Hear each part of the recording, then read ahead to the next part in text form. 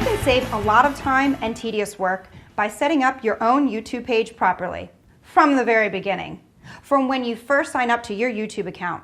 And for those of you who already have shot and edited your first video and you're ready to upload, it may be helpful to have your own new video YouTube page open so that you can fill in the blanks as we move along. Good idea. In this video, we're going to get into great detail about what we have found to be best practices for the initial setup of your YouTube page. But if you've already set up your page, it's not too late.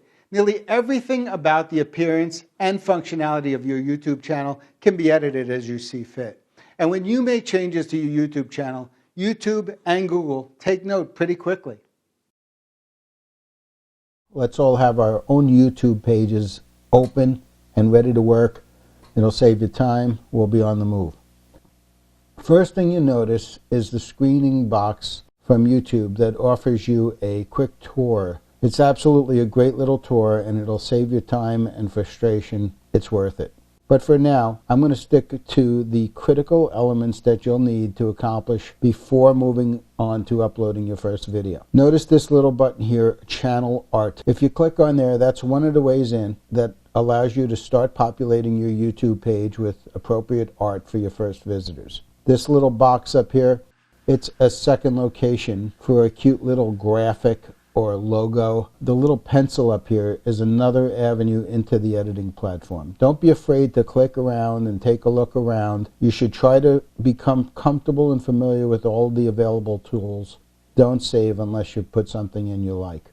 I'm not sure I'll ever figure out the logic behind the setup that YouTube offers here, but it is what it is, and we have to work within it. And so the best approach is to fiddle with the graphics as much as you need to until you get something you like, before you launch your page and before you upload your first video. But let me suggest a number of elements that I believe you should try to include.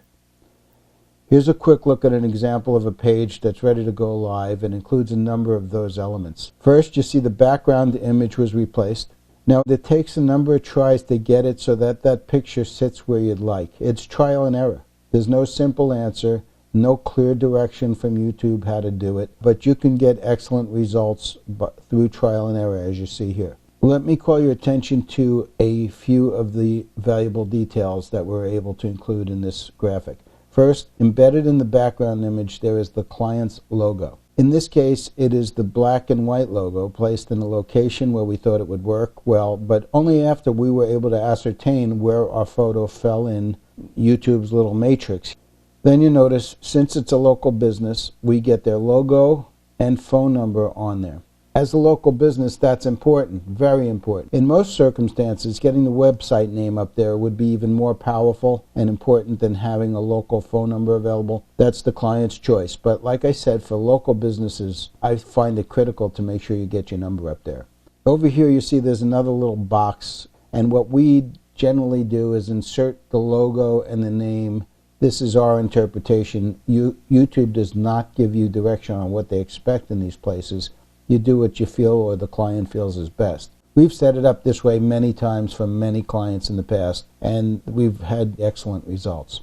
Now again, let's go back to your main YouTube profile page, the next important stop along the optimization track. Click on the About button, and it brings you to a new area with a number of choices.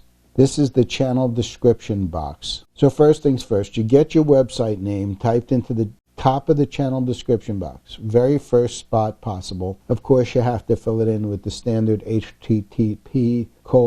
I'm sure you all know that. I like to put a dash and then the title of the channel, and then begin a long description of your business.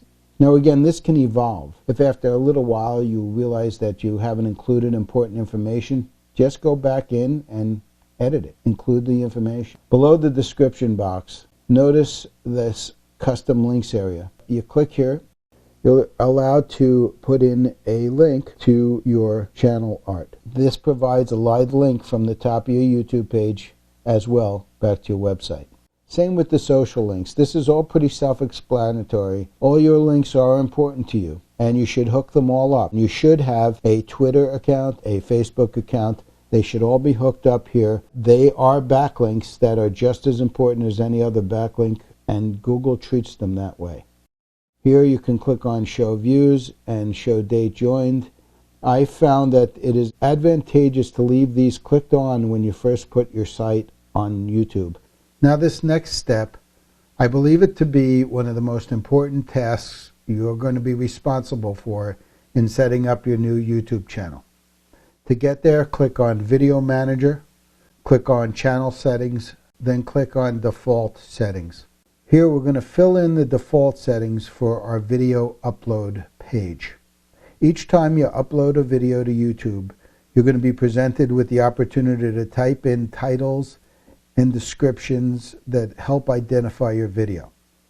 On this page, you're going to fill in default answers for all your future video uploads. Of course, you can edit the description for every new video you upload, but filling in the defaults can save you a ton of time and help your search engine indexing as well.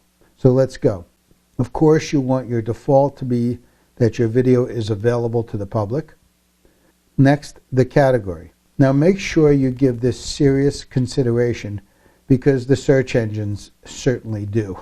The standard YouTube license should apply. In the title box, we like to leave a simple default title that is the name of the video series. Of course, you're going to be able to edit that later as per each video. There are a couple of elements that I believe you should be including in every description box, starting with the website. If you use the standard structure http://www. and the website name.com, YouTube's going to turn that into a link. So you'll have your website link exactly where you want it on the top of the page. It'll fall right under your video. Then, again as a default, we put in a dash and the name of the video series. As well, we often like to include as a default any credits, associations, or other details that we expect to include that would be important to every video in the series. Makes it easier later when you're uploading to not have to edit so much. I advise you to be very liberal with this. The description box seemingly has no bounds. And we know that both YouTube and Google index every piece of text, every keyword phrase that we give them. So give them. Go ahead and fill the description box with keyword-rich and keyword phrase-rich content about your business, even in this default box. In the tags blank, remember these are only defaults. You can remove tags when you upload a new video. So it can't hurt for you to stock some tags here that you're probably going to use in the future. Regarding these next few choices, let me reiterate, try to err on the side of openness whenever possible. After all, obviously, that's what YouTube and Google would prefer. So here, the settings are allow comments and allow user ratings to appear. Go ahead and set your default caption certification according to your situation. Go ahead and show edit suggestions. If you can handle that, if you're not too sensitive for that, Google and YouTube would prefer you show those edit suggestions. Go ahead and enter a default location. And leave the box checked for making the video stats public. Same reasoning. Last but not least, I want to have a quick discussion about YouTube's monetization choices. So go back to Channel Settings under the Features tab. Now what I want to talk about is our web video marketing strategy. You see, when YouTube offers monetization, it means a few things. One of them is that YouTube wants to run ads before your video. And then when your video ends, they want to offer other choices of what they consider related videos. The problem is, in most cases, the related video or videos could very well be your competition, selling the same or similar products or services.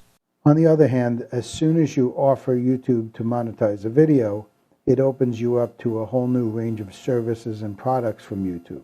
So what we found to work is that you allow YouTube to monetize at least one single video. It's kind of like throwing them a bone, and the extra products and services you'll get will prove invaluable.